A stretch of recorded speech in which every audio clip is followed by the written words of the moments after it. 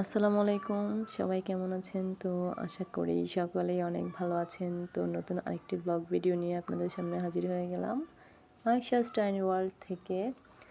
তো এই যে ১ম এই চুড়ির ভিডিও দেখেন, তো চুড়িগুলো আমি নিজের হাতে বানাইছি। কেমন হয়েছে? আশা করি অনেক ভালো হইছে। তো যাই হোক, এটা হচ্ছে একটা আমার খুবই পছন্দের চুড়ি। তো এই চুড়ি বানানো শেষ করে আমি আজকে পিঠা বানাইতে বসে গেছি। এটা কি পিঠা, কে কি পিঠা নামে চিনেন জানি না। এটা হচ্ছে পলি পিঠা বা পাপড় পিঠা বলতে পারেন। যাই হোক, এটা আমি একলাই বানাইছি। ভাই, এই পিঠা বানানো অনেক কষ্ট, খাইতে খুবই সহজ, কোনো ঝামেলা নাই, বাট বানানোটা খুবই কঠিন। চাল গুঁড়া করতে হয় বেটে, তারপরে আবার এটাকে পলির মধ্যে দিয়ে বানাইতে হয়, তারপরে সিদ্ধ করতে হয়, তারপরে আবার কাটতে হয়, তারপর রোদ্রে শুকাইতে হয়। ভাবা যায় কত কাজ, অথচ খাওয়ার সময় কোনো কাজ নাই, শুধু তেলে দিয়ে ভাজবো আর মুখে দিয়ে খাইবো, শেষ, এতটুকুই। তো যাই হোক, এটা আমাদের ঘরের সবার অনেক পছন্দ, ছোট বাচ্চারা বেশি পছন্দ করে, আর আমার শাশুড়ি অনেক পছন্দ করে। তো তাই তাদের পছন্দ অনুযায়ী এই পিঠাটা আমি বানালাম। তো এই তো পিঠা বানানো আমার অলরেডি শেষ।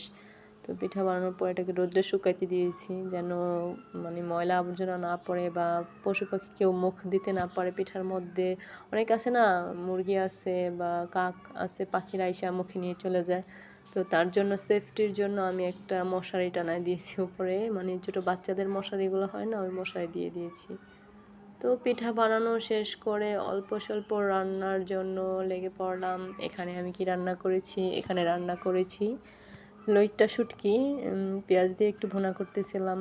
এই শুটকির ভুনাটা অনেক মজা হয়, এভাবে আস্ত রসুন ব্যবহার করলে খেয়ে দেখবেন খুবই ভালো লাগবে। আর তার সাথে ছিল ডিম, আলু দিয়ে ডিম তরকারি রান্না করছি, হাঁসের ডিম রান্না করছি। এগুলো আমি হাঁসের ডিম খাই না, তো তার জন্য আমার খাওয়ার জন্য আমি ভর্তা বানাইছি আর কি। সবাই ডিম খায়, আমি খাই না। তো এই তো এখানে ডিম বোনা করে নিচ্ছিলাম, ডিমটা ভাজতে ভাজতে অন্য পাশে আমি আরও কাজ করতেছিলাম। আর এই তো আলু দিয়ে একদম কষিয়ে ভালো করে ঝোল মশলা দিয়ে দিলাম, ডিমও দিয়ে দিলাম তার সাথে। তো রান্নাটা কেমন হয়েছে, আসলে কে কীভাবে রান্না করে খাওয়া হয়, ভুনা করে খাওয়া হয়, বাট আজকে কেন জানি মনে হলো যে একটু ডিফারেন্টভাবে ট্রাই করে দেখি কেমন লাগে খেতে। তো ভালোই নাকি হয়েছে, আমি তো আর খাই নাই, বলতে পারবো না। আর এই যে দেখেন, এখানে আমার বিশ্ববিখ্যাত সেই ভর্তা বা সবজি সিদ্ধ করতেছিলাম। এই সবজিটা সিদ্ধ করার পর আমি এটাকে দিয়ে ভর্তা করব। আসলে এটা প্ল্যানিং ভর্তা খাওয়ার ছিল না, প্ল্যানিংটা ছিল এটাকে সিদ্ধ আমি ভাতের সাথে খাবো, শুধু সিদ্ধ, মানে অন্য কিছু এটার মধ্যে ইউজ করবো না। কিন্তু বিশ্বাস করেন ভাই, এটা ভর্তা বানায় খাওয়ার পর দেখেন আমার প্লেটটা কি লোভনীয় লাগতেছে, আর এত মজা হয়েছে, মানে আমি বিশ্বাস করতে পারতেছিলাম না যে এতটা সাধারণ খাবার এত ভালো লাগবে। এখানে ছিল এই টুকটাক জিনিস। আর তো খাওয়া দাওয়া শেষ করে দুপুরবেলা চলে যাচ্ছি একটু ব্যাংকে, একটু কাজ ছিল। তো এই যে দেখেন, যাওয়ার সময় ভাবলাম একটু আমার রাস্তাটার একটু ভিডিও নেই। এটা আমার খুবই পছন্দের একটা মানে সময়ের রাস্তা। এই সময়টা, এই রাস্তাটা আমার এত ভালো লাগে, মানে জাস্ট বলার বাহিরে। এই গাছের ফুলগুলো যখন ফুটে থাকে কী যে সুন্দর লাগে। যদিও বৃষ্টি হয়েছিল, তার জন্য আকাশটা একটু মেঘলা বা রাস্তার ভিউটা বোঝা যাচ্ছে না, ভিডিওতে তেমন একটা বোঝা যায় না, বাট ট্রাস্ট মি, সামনে থেকে এটা দেখতে এত সুন্দর লাগে। আর আমার তো যখনই যাই আমি তাকাই থাকি শুধু রাস্তার ফুলগুলোর দিকে, আমার নজর আর কোথাও যায় না।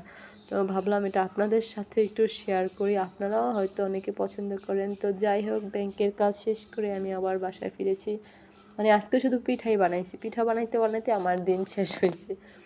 আসার পরে আমি আবার পিঠা বানাইছি, পুলি পিঠা, নারকেল পুলি। তো এই পিঠাটা কার কেমন লাগে জানি না, আমার খুবই ভালো লাগে শুধুমাত্র নারকেলটার কারণে, মানে পিঠাটা খুবই মজা। তো যাই হোক, আমি একটু হয়তো হাসতেছিলাম, ভাবতেছি মানে আমার মজা, তার মানে সবারই মজা লাগে। তো যাই হোক, এক একজনের টেস্ট বার্ড এক এক রকম। তো এই যে দেখেন পিঠাগুলো বানিয়ে নিছি, এগুলাকে এখন ফ্রাই করব তেলে। তো তেল গরম হচ্ছিল অন্যদিকে, আমি ভাবলাম একটু আপনাদের সাথে শেয়ার করি। তো পিঠাতে অন্য কোনো ডিজাইন দেই নাই, এই ডিজাইনটাই এই পিঠার মধ্যে বেশি ভালো লাগে। বা এটা দেওয়ার মূল কারণ হচ্ছে যেন নারকেলের পুরটা বের না হয়ে যায়, কারণ পিঠাটা যদি এরকমভাবে মুড়িয়ে না দেওয়া হয় তাহলে তেলে দেওয়ার পরে নারকেলের পুরটা বের হয়ে যায়। এই সেফটির জন্যই এইভাবে একটু ডিজাইন করাও হয়ে গেল, সেফটিও হয়ে গেল।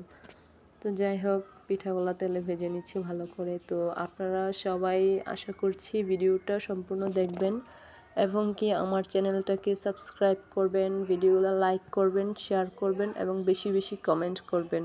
আমিও চেষ্টা করি সকলের ভিডিওতে লাইক কমেন্ট করার এবং শেয়ার করার। তো সবাই ভালো থাকবেন, সুস্থ থাকবেন। আর এই তো পিঠা ভাজার পরে ফাইনাল লুক কেমন হয়েছে হয়তো ভিডিওতে তেমন ভালো বোঝা যায় না। আর ভাই আমি কিন্তু এডিটিংয়ের কাজ তেমন জানি না, একদম ভয়েস ওভারটা যে দেই খুব কষ্ট হয়, সময় পাই না দেওয়ার মতো। তো আপনারা একটু প্লিজ এগুলো ইগনোর করবেন, আমার চ্যানেলটাকে